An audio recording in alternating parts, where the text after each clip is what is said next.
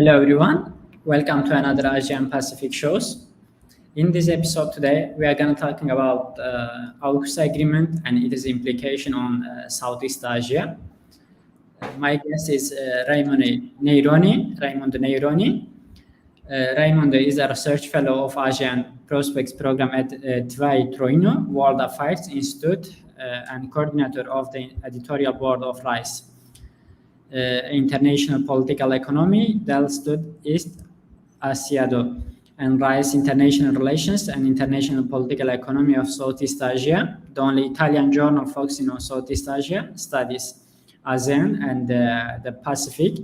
He is also program officer of Myanmar Europe Research Network, an interdisciplinary research project promoted by TVI and the University of Turin to bring together European-based scholars, policymakers, and practitioners in a view of build joint capacity and strengthen collaboration between relevant Burmese and European institutions and organization.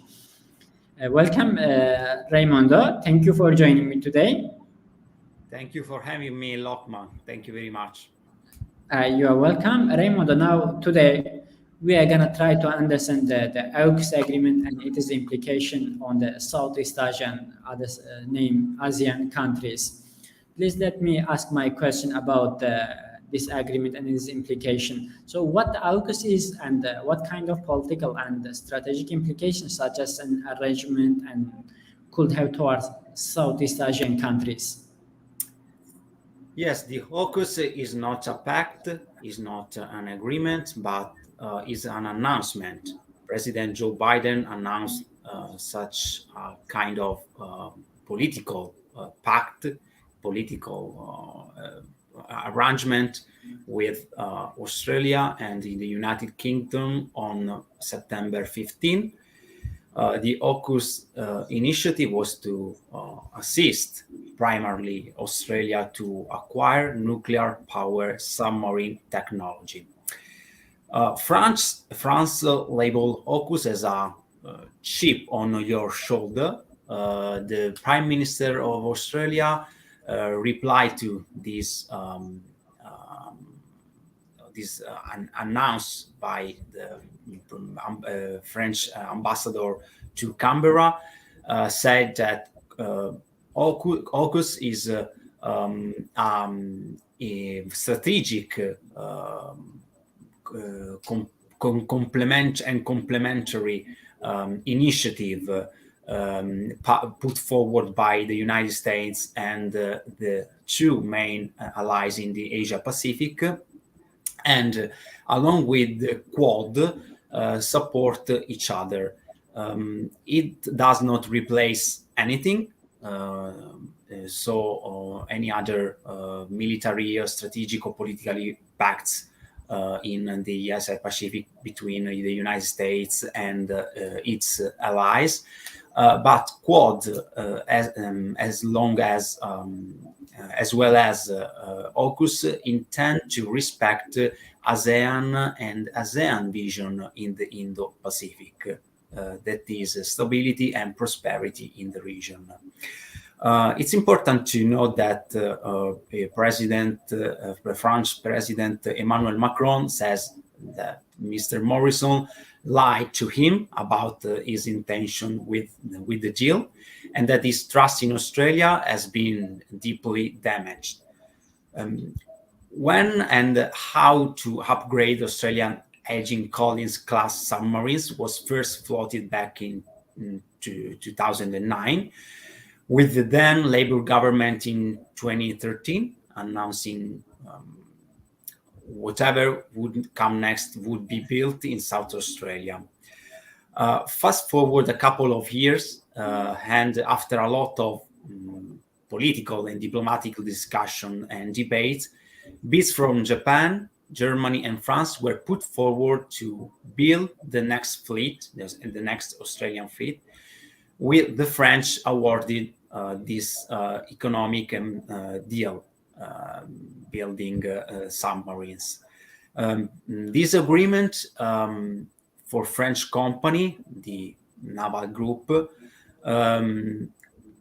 allows the Naval Group to build 12 new diesel electric submarines in Adelaide in South Australia. And that was announced in 2016 under then Prime Minister Malcolm Turnbull, Liberal, as well as the current Prime Minister in Australia, Scott Morrison.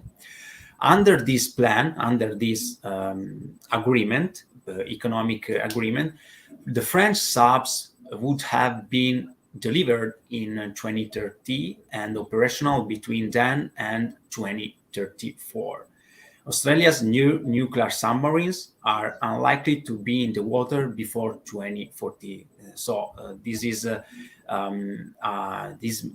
AUKUS missed an opportunity for Australian Navy to have a new float of submarines by 2030.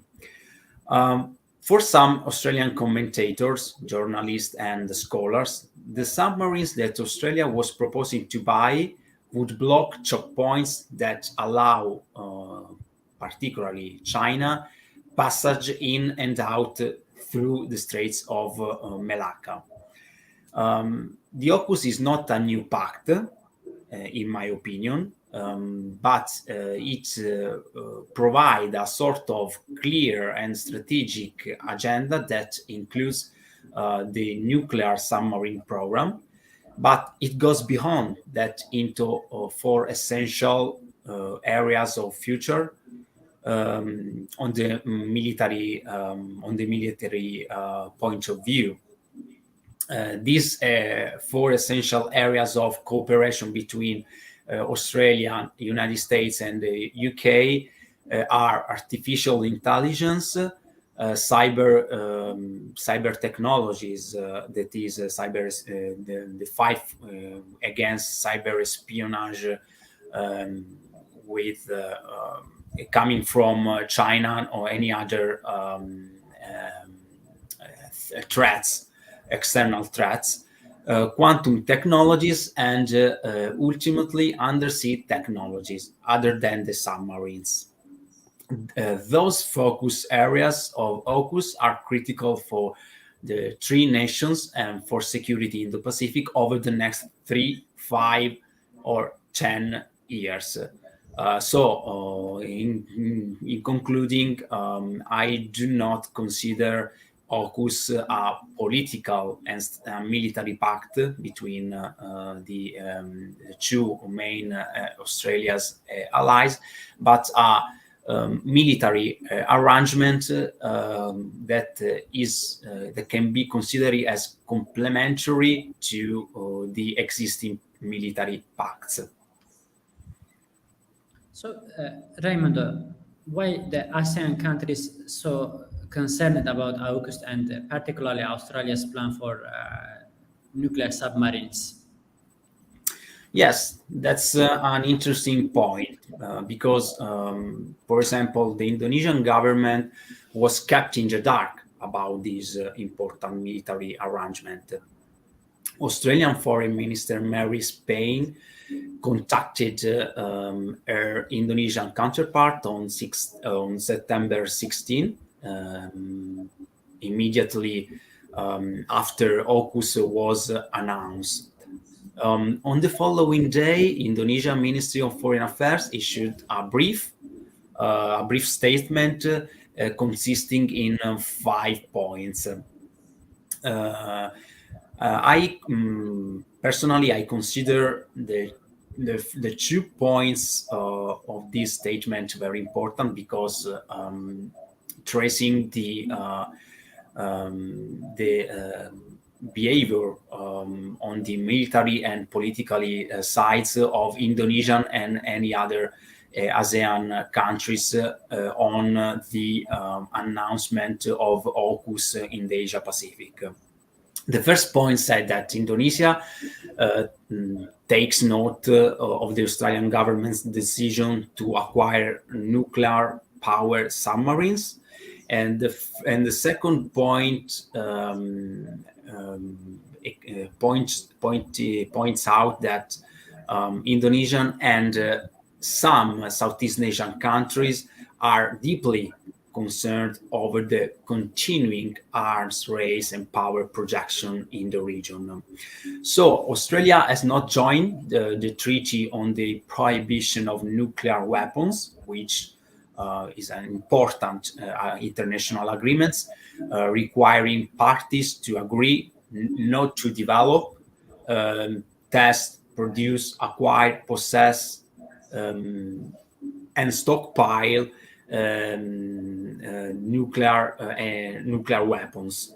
The Morrison government says that the treaty would be inconsistent with his alliance with the US, a nuclear weapon power, the main nuclear weapon power, along with Russian Federation.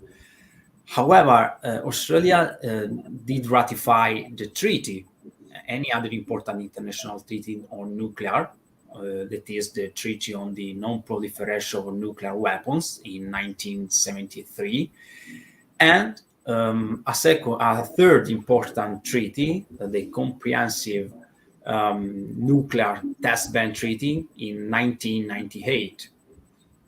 Scott Morrison said last week on the public that Australia has no plans to pursue nuclear weapons and any other nuclear initiative in the Asia, in the Indo-Pacific. Yet some ASEAN countries are worried that AUKUS agreement is a sort of clear signal that the West will take a more aggressive action, a more aggressive stand towards China by admitting Australia to the nuclear club. On September 20, Scott Morrison spoke directly to the Indonesian President Jokowi by phone. Morrison pledged that Australia would honor its obligations under the Non-Proliferation Treaty, and that AUKUS would contribute to stability, prosperity, and a strategic balance in Southeast Asia and more generally in the Indo-Pacific. Jokowi was not mollified. According to Indonesian media, the Indonesian president repeatedly and forcefully raised concern about Australia's planned acquisition of nuclear submarines when he spoke to Morrison during the bilateral summit, the ASEAN-Australia Virtual Summit.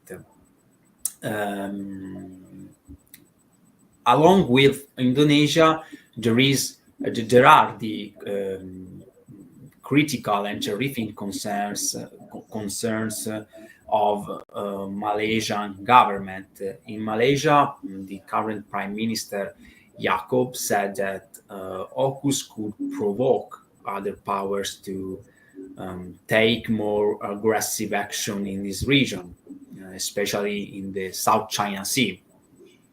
Where there are currently various maritime disputes between the People's Republic of China and some Southeast Asian countries, such as Indonesia, Vietnam, and the Philippines. The AUKUS might be a catalyst for a nuclear arms race in the Indo-Pacific region.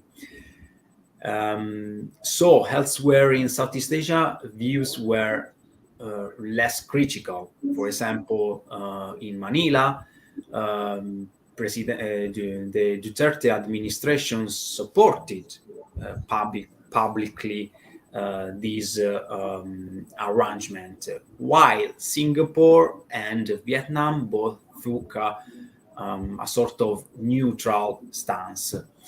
On the first week of November, it was announced that Foreign Minister Payne would visit Malaysia, Cambodia, Vietnam, and Indonesia to allay concerns of its regional allies. Payne's recent visit to Southeast Asia was aimed primarily at diffusing concerns about the possible destabilizing impact of AUKUS on regional context, in particular in terms of security. Her success in allying regional concerns was greatly assisted by the Quad's commitment to provide safe and free COVID-19 vaccines to the countries of Asia and the Pacific, with Australia taking the lead in facilitating delivery of such vaccines. Australia and ASEAN have agreed to establish a comprehensive strategic partnership to intensify efforts to expand its influence in the region. So it can be considered as a great compromise for Australia to build a comprehensive strategic partnership with the most important regional association in Asia, that is the Association of Southeast Asian Nations. The pact is another signal that Australia wants to further strengthen diplomatic ties in Southeast Asia as a strategic competition between, on the one hand, China, and on the other hand, the United States. ASEAN obviously is not the target of the nuclear submarines, nor it was hit by military and strategic actions pursued by Australia with its main allies. It's well understood that the submarines have China in their sights. Australia and the United States are also ASEAN dialogue partners, and their relationship thus far have been solid and generally stable. But where the agreement leaves ASEAN strategically and what impact it might have on ASEAN centrality as a balancing force in Asia's security context is a deeper question. Some Southeast Asians are worried that AUKUS could affect ASEAN's stabilizing role in this volatile geopolitical landscape marked by the Sino-American rivalry in the Indo-Pacific. So, Raimondo, how can Australia square its commitment to the major powers with its engagement with Southeast Asian countries? Yes, that's an important point that Australia should, in my opinion, solve if it would be an important actor in the Indo-Pacific. Without the help of the United States or a middle power such as Japan. Last November marks the fifth anniversary of the five-power defense arrangement. That is a consultative defense mechanism involving Australia, United Kingdom, New Zealand, Malaysia, and Singapore. So it's a very important consultative mechanism in Southeast Asia so far. Its future is likely to be challenged given the dynamics of Australia's defense relations with Indonesia and the formation of the AUKUS. The FPDA still plays a crucial role, I guess. First, it provides space for the Malaysian and Singaporean militaries to interact and cooperate by acting as a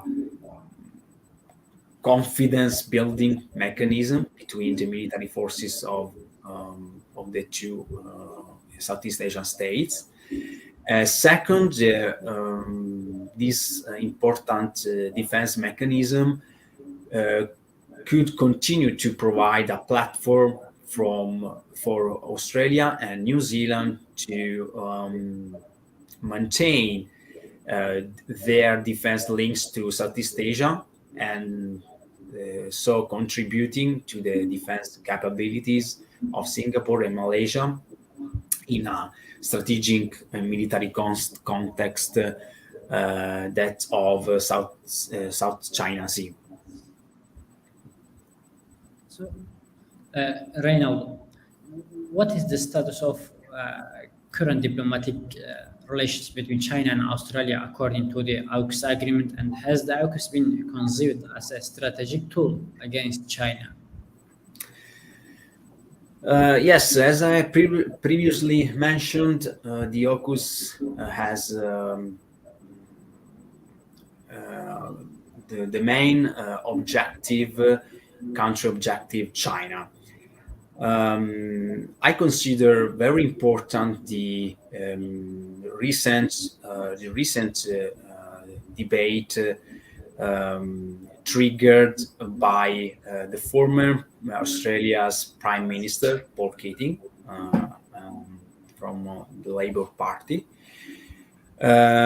because in his recent National Press Club remarks, Keating said that every leader in Southeast Asia knows that Australia has no relationship with Beijing. So why, Keating asked, would the Prime Minister of Malaysia or Singapore or Thailand or the President of Indonesia should talk to Australia about East Asia when Australia is considered from by ASEAN countries so far by the main important issues affecting the region. China, after the announcement of the AUKUS, has lashed out the trilateral security partnership, saying that this pact poses nuclear proliferation risks, and it can be considered as a threat to regional stability. When many accept at face value that this AUKUS is a justified response to China's massive military build-up and assertive behavior, they fail to acknowledge China's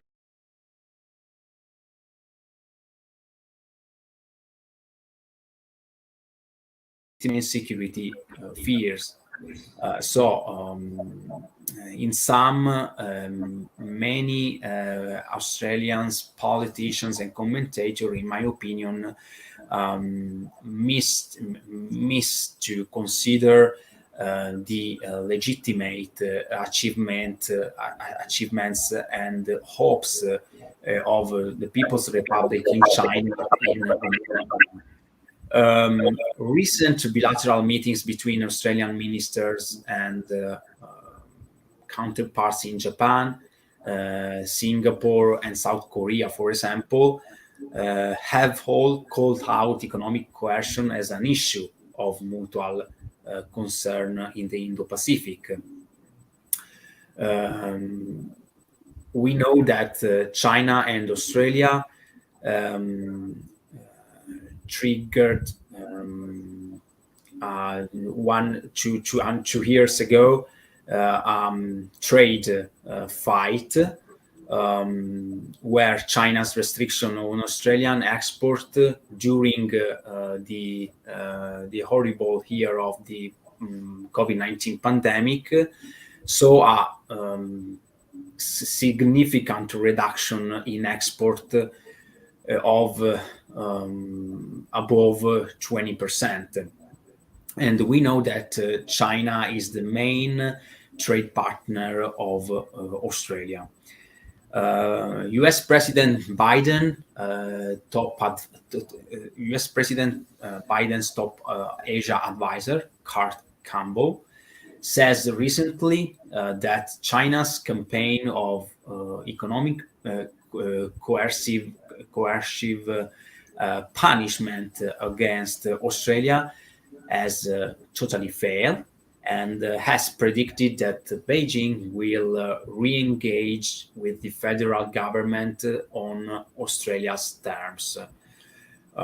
While China's tariff and informal trade barriers have been very damaging for some specific Australian industries, in particular wine, meat, and barley exporters, a large majority of the goods effectively blocked from China have been redirected to other markets. Mr. Campbell said that China respected strength and that Australia's can resolve this tricky political and diplomatic situation with China in the face of the economic sanctions that would strengthen its hand when dealing with the Chinese government. The economic sanctions of China towards Australian exports can be considered as the one of the big geopolitical and economic fault line that risk threatening global prosperity and security, not only in Australia but all around in the Indo-Pacific.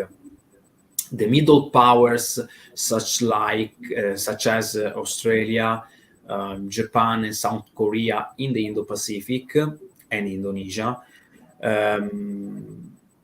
comprise half the region alongside China, and now face the challenge of devising strategies that embrace their major economic partner on one side and their major security ally or partner on the other. So we can this kind of issue show the main political and strategic issue of Australia's foreign policy historically, that is how to square the political, diplomatic, and strategic aims of Australia with the main economic partner of Australia, that is the People's Republic of China. Moreover, most recently, Senator Penny Wong of Australia, that she is the Labour's Shadow Minister for Foreign Affairs, accused Scott Morrison of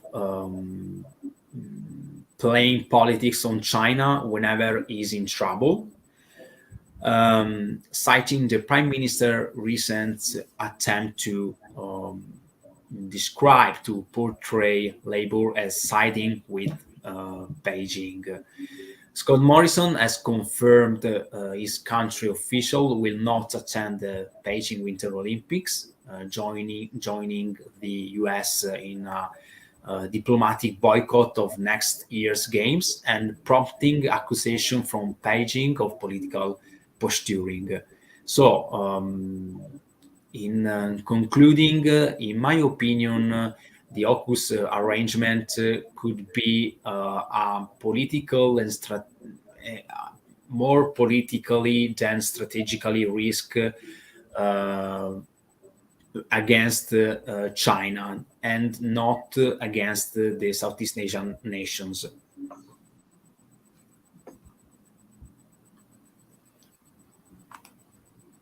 Okay, Raimondo, thank you very much. Really, you painted a great picture about the region and the development of AUKUS. It's really its implication toward Southeast Asia is very important, and today we discuss these developments and issues regarding to the agreement. Thank you for providing such information and details to my audiences also, and thank you for joining me today also. Thank you very much, Lokman. Thank you very much for having me. Yeah, you are welcome. You are welcome. See you in the next shows, I hope. Okay, definitely.